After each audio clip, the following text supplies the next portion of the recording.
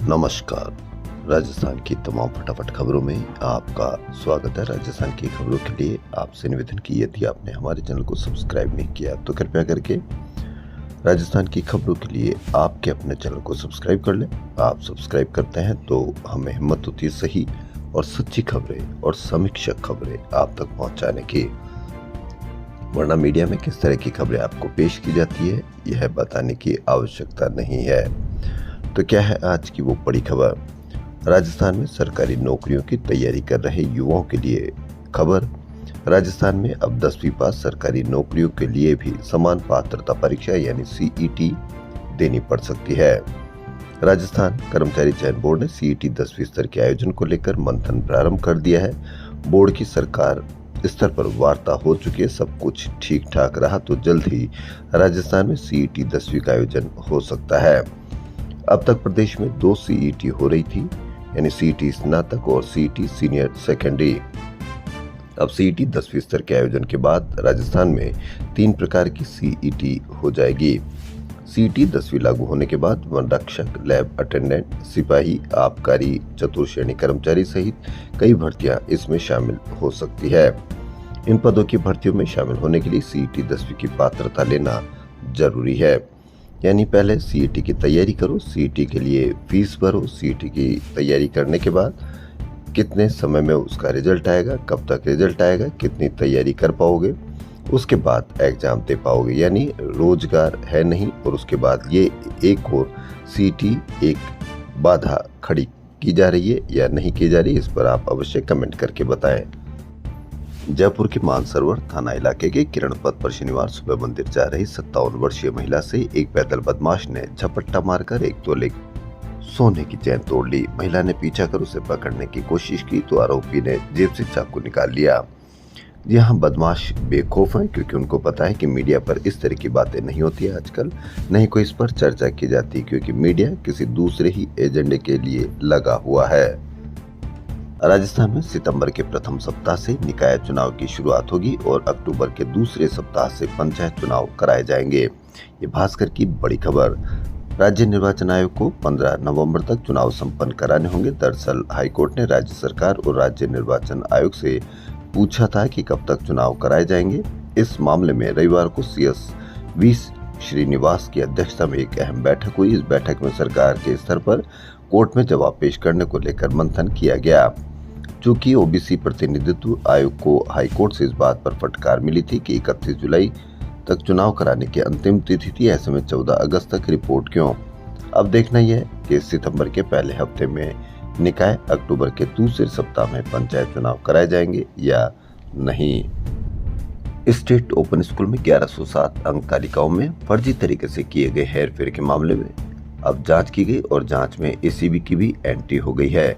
शिक्षक नेता की शिकायत के बाद एसीबी ने इस मामले पर परिवाद दर्ज किया है।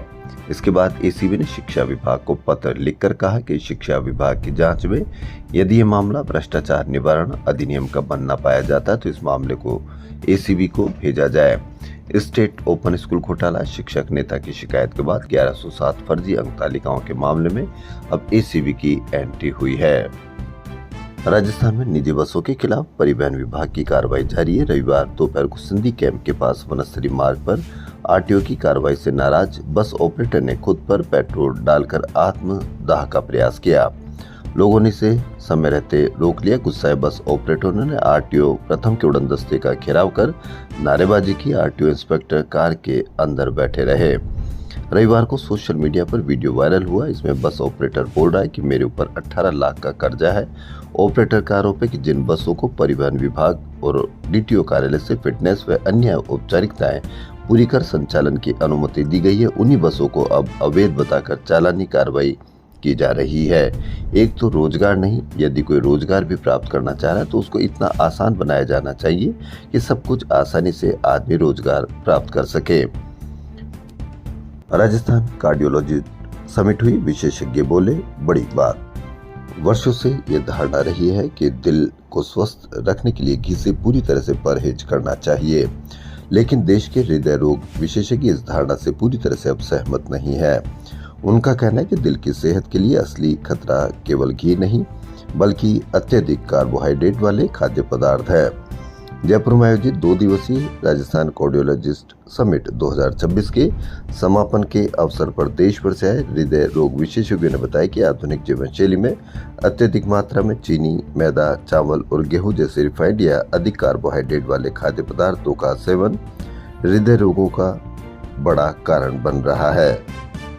राजस्थान के सबसे बड़े अस्पताल सवाई मानसिंह मेडिकल कॉलेज के गेट पर नर्सिंग कर्मियों का शांतिपूर्ण धरना रविवार को 37वें दिन भी जारी रहा। वहीं क्रमिक अनशन के तीसरे दिन महेश जाट, अरुण बसवाल, आशीष शर्मा और भीम सिंह अनशन पर बैठे। संयुक्त नर्सेज संघर्ष समिति के संयोजक नरेंद्र सिंह शेखावत, राजेंद्र राणा, चंद्रकांत शर्मा, पवन मीना और विनीता शेखावत ने सरकार से लंबे समय से निविदा पर सेवाएं दे रहे कर्मियों के साथ न्याय करने की मांग की है। समिति ने प्रशासन से चिकित्सा, शिक्षा निदेशालय और सचिवालय में लंबित फाइलों को जल्द निकालने और वार्ता के जरिए सकारात्मक समाधान करने की अपील की।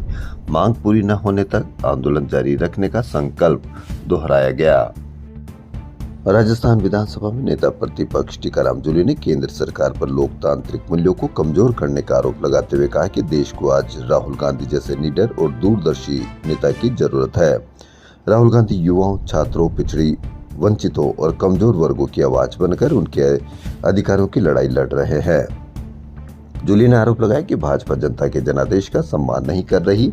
नेता प्रतिपक्ष ने भाजपा पर तीखा हमला बोलते हुए कहा कि उनके पास भ्रष्टाचार मिटाने वाली वॉशिंग मशीन है, जिसमें विपक्ष के जिन नेताओं पर पहले भ्रष्टाचार के आरोप लगाए जाते हैं, भाजपा में शामिल होते ही उन्हें क्लीन चिट मिल जाती है।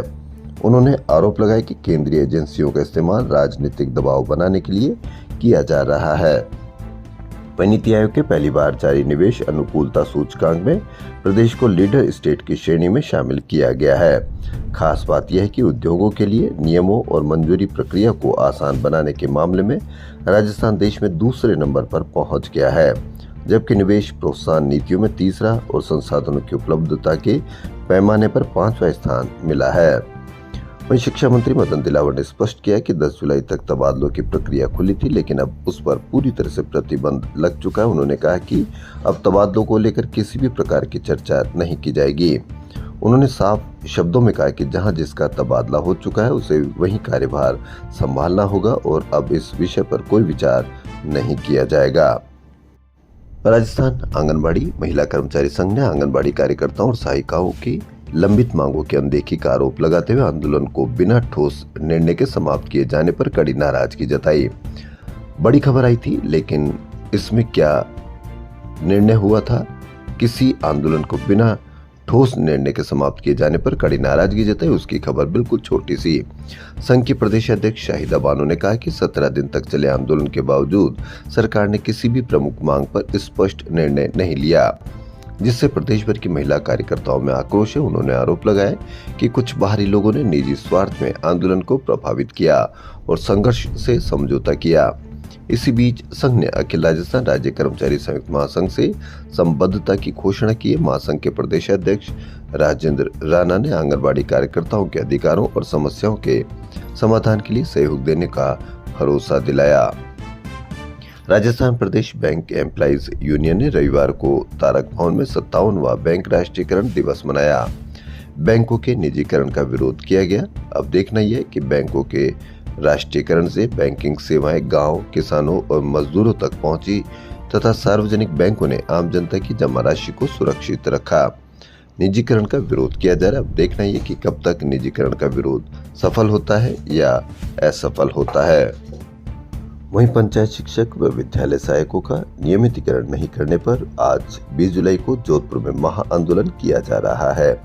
राजस्थान भर के पंचायत शिक्षक व विद्यालय सहायकों को 2 साल छूट देकर अपने नियमितीकरण के लिए आज महावीर उद्यान जोधपुर पर महा आंदोलन करेंगे। मीडिया प्रभारियों ने बताया कि बजट पर प्रदेश भर के संविदा कर्मियों को इस सरकार से बड़ी उम्मीद थी, क्योंकि संविदा कर्मी को वसुंधरा राजे सरकार ने लगाया था, जो कि 15 सालों से अल्प मानदेय पर सरकार के शिक्षा विभागों में कार्यरत पंचायत शिक्षक व विद्यालय सहायकों ने बड़े सपने पाले कि सरकार उन्हें नियमित कर लेगी। लेकिन नियमित नहीं कर पाई और इसी नियमितीकरण के लिए आज जोधपुर के महावीर उद्यान पर महा आंदोलन करेंगे पंचायत शिक्षक व विद्यालय सहायक। अब देखना यह है कि महा आंदोलन से उनको कितनी राहत मिल सकती है और स्थायीकरण में कितनी उनको सहायता मिल सकती है। तो राजस्थान की खबरों में फिलहाल इतना ही। धन्यवाद।